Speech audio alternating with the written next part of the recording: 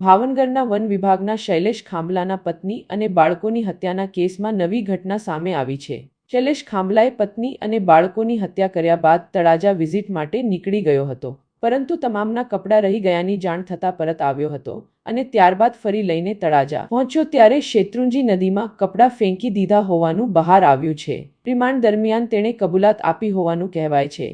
ત્યારે ભરતનગર પોલીસની ટીમ તળાજા પહોંચી કપડાની શોધખોળ હાથ ધરી હતી।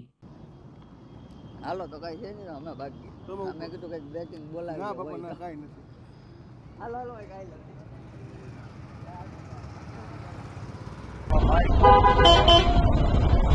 હાલે હાલો આપણે બે મિનિટ ક્યાં ખબર આપણને, એ તો ખબર નથી ભાઈ। અત્યારે રોજ ગોતવા આવી ને રોબારીને લાવ્યા